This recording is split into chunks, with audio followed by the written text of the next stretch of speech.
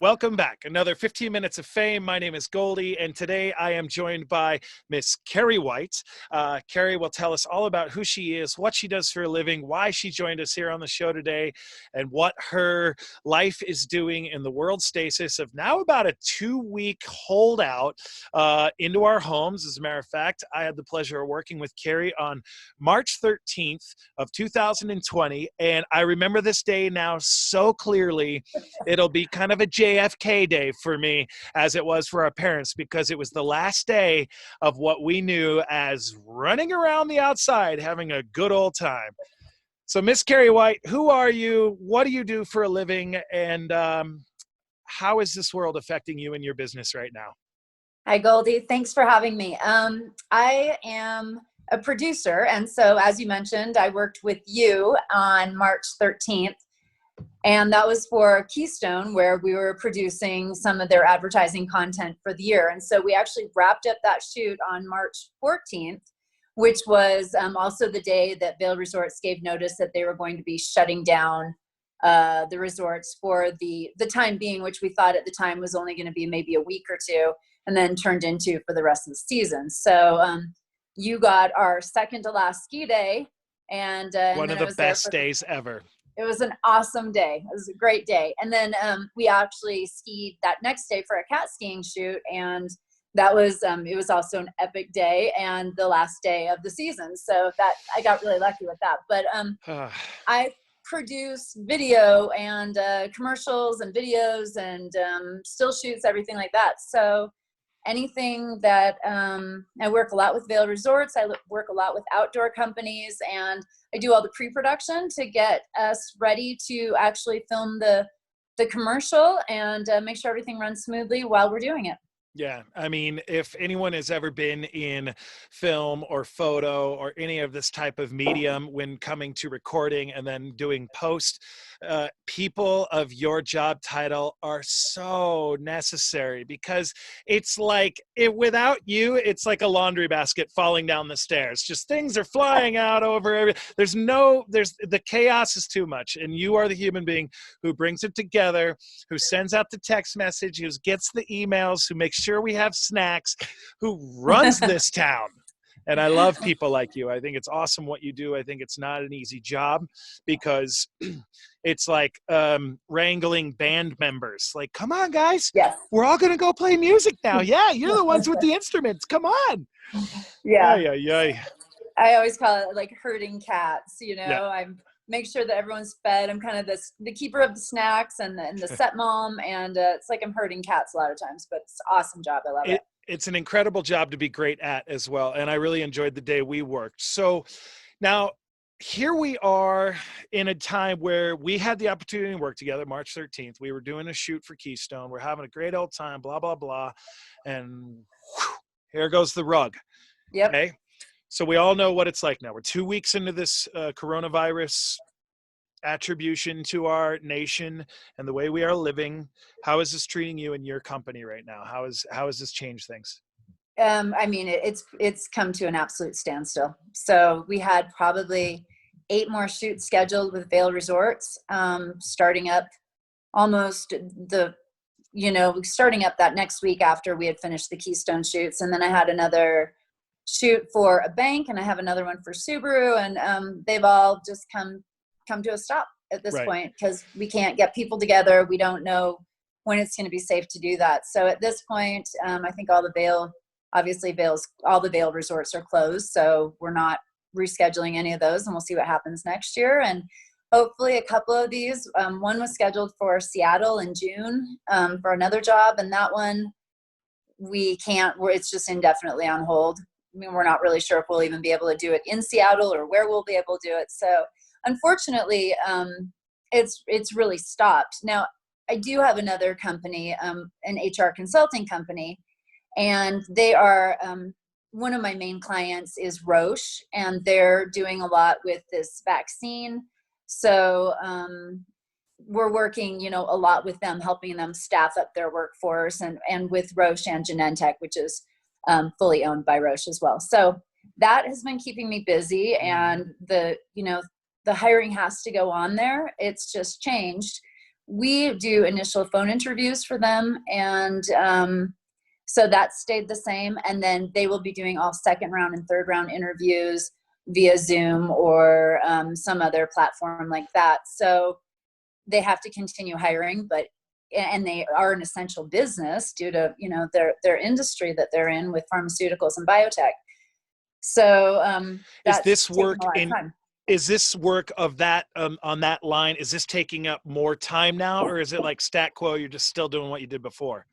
We're really kind of still doing what we did before. I have some employees that work with me, and they really handle the bulk of the workload, and I more or less disseminate it and make sure that we're following through where we need to. So that has not taken up a lot more time with me, other than we have more work. So I know my employees are really busy. They're busting their butts to make sure that we're getting everyone interviewed in a timely manner. And things have changed a little bit where a lot of people maybe don't want to make a move right now. It's, uncertain times. So, and maybe they don't want to go to a company that they're not able to meet the people face to face before accepting a job. So we're just having to kind of tweak how we do things to make people more comfortable in the environment.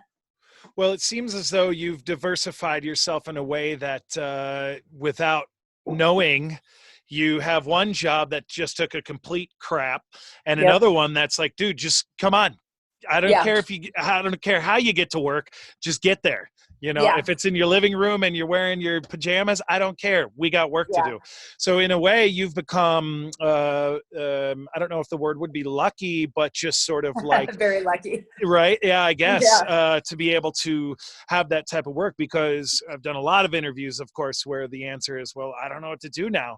And I think what that leads us to is some of these humans are going to have to learn how to do other things, right? Like, hey, I'm a DJ, I'm an MC. I've already talked to Brad J, and I've talked to Michael, DJ Naka G. And it's like, hey, we've got our skill set, right? Like, I can talk. You want me to like talk about the ending of the world? Like, and there goes that city. It just exploded. And oh, there goes an ocean wave killing all those humans. Like, that's just, you don't need guys like me for that. You need guys or women, or just humans, that can be adaptive and functional. And it sounds like your company with Roche is, right in the wheelhouse of adapting.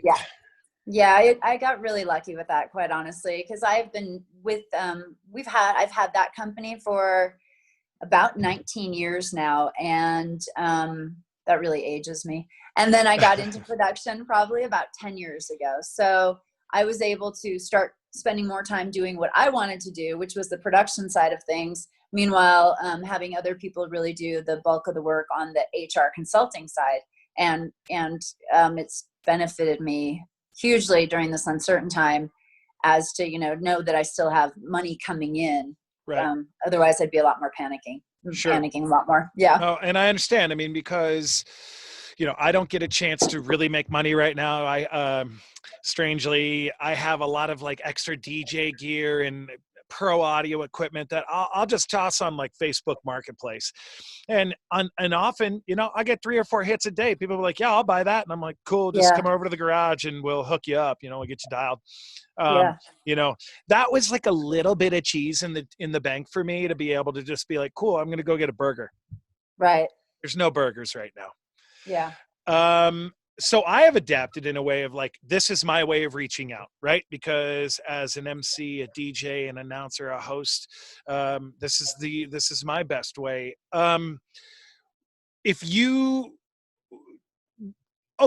Scenario. It's May 1st. Yeah.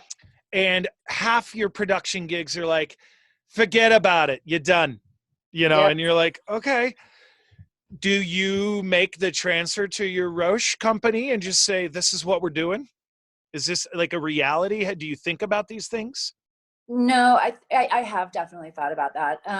I think because I do have another source of income, I don't think I would give up the production side of things ever. It's what I enjoy doing. So I think I just wait until it comes back. And it will come back. I don't know when. Unfortunately, my thought is this may be our new reality for the rest of this year. This could go on until we get the vaccine, which could be, next March. So So if that's the case, we figure out other ways to stay busy.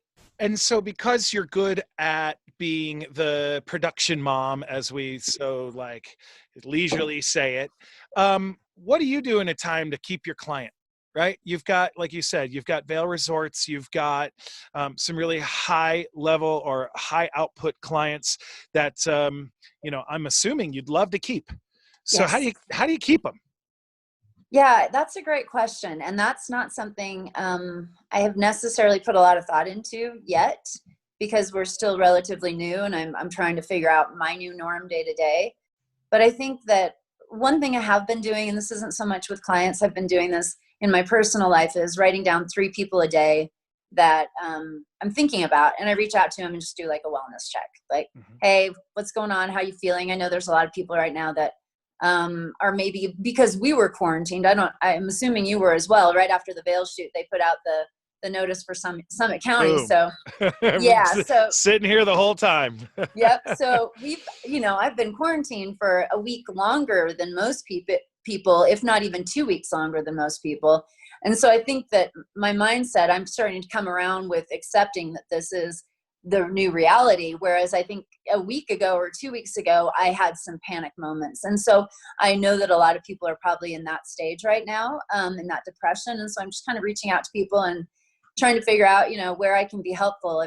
If someone needs something, can I go to the store for them, or if they just need to talk, or they just need to vent, or do a virtual happy hour. We've been doing a lot of those, which are really fun. So trying to just be there for the people that maybe need someone. And I'm kind of searching for people that I'm maybe not in contact with as often. And so I think that would be something I would start to do with the clients too, is I am big into, obviously, as you know, I do a lot of casting. So I'm continually searching for people. And right now I've found a lot of actors who have extra time on their hands and are willing Mhm. to, send me up their updated pictures, send me their sizes, make videos for me that I can put into their galleries. So we have that. So when we do start hiring again, we have no lag time. We're able to jump into it right away. Right, right. And I don't know if you actually heard this over the microphone, but it had to be this interview, especially with you, because somebody who produces video just outside the studio here, I literally had a leaf blower and a street sweeper just go by. Of course you did. I Not know. any other interview I've ever done. And I mean, literally, like, is that a leaf blower? Oh, somebody must be filming nearby. That is I just know that. unreal.